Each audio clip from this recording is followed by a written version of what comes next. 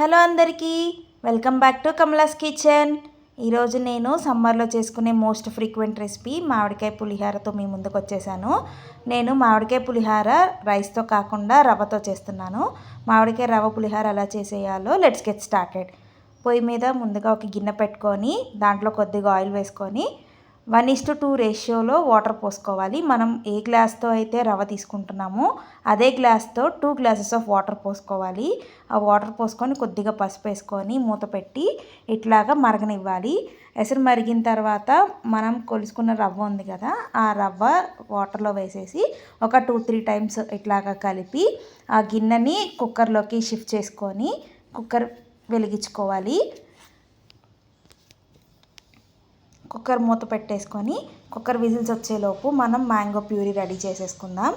మ్యాంగోని ఇలాగా పీల్ తీసుకొని గ్రేటర్ ఉంటుంది కదా, ఆ గ్రేటర్తో ఇలాగ మ్యాంగో అంతా గ్రేట్ చేసుకోవాలి తురుముకొని. మీకు ఇక్కడ ఎంత క్వాంటిటీ రవ్వకి పులుపు తగ్గట్టుగా అంత మామిడికాయ అనేది తీసుకోవాలి.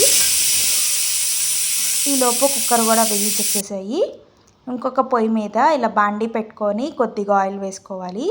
ఆయిల్ హీట్ ఎక్కాక పులిహోరలో పల్లీలు లేకపోతే ఎలాగా, సో దానికోసం పల్లీలు ఇలాగా వేయించుకుంటున్నాను. ఇది వేగేలోపు పచ్చిమిరపకాయలు కూడా కావాలి కదా, పచ్చిమిరపకాయలు ఇలాగా సన్న పచ్చిమిరపకాయలు తీసుకొని కట్ చేసుకొని పక్కన పెట్టుకున్నాను. పల్లీలు ఫ్రై అయిపోయాయి, గిన్నెలోకి తీసేసుకున్నాను.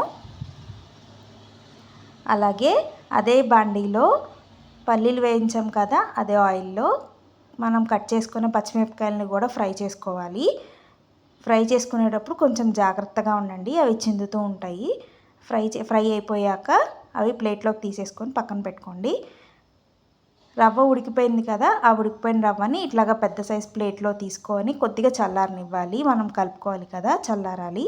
అది చల్లారేలోపు మనం ఇందాక పల్లీలు వేయించుకున్నాం కదా, అదే బాండీలో కొంచెం ఆయిల్ వేసుకొని పోపు వేసేసుకుందాము. దాంట్లో కొద్దిగా ఆవాలు, జీలకర్ర, పచ్చిశనగపప్పు, మినప్పప్పు, అలాగే కొంచెం కరివేపాకు, 4 ఎండుమిరపకాయలు వేసి బాగా ఫ్రై చేసుకోవాలి. పోపును చూసుకొని ఫ్రై చేయండి, మాడిపోతే పులిహోర టేస్ట్ అంతా పాడైపోతుంది. ఇప్పుడు మనం పక్కకి తీసి పెట్టుకున్నాం కదా ప్లేట్లో, ఆ రవ్వలో మామిడికాయ ప్యూరీ, తురుముకున్నాం కదా ఆ మామిడికాయ తురుము, వేయించుకున్న పల్లీలు, ఫ్రై చేసుకున్న పచ్చిమిరపకాయలు, కొద్దిగా పోపు, అలాగే కొంచెం సాల్ట్, టేస్ట్కి తగిన సాల్ట్ వేసుకొని ఇట్లా మొత్తం కలుపుకోవాలి చేత్తో.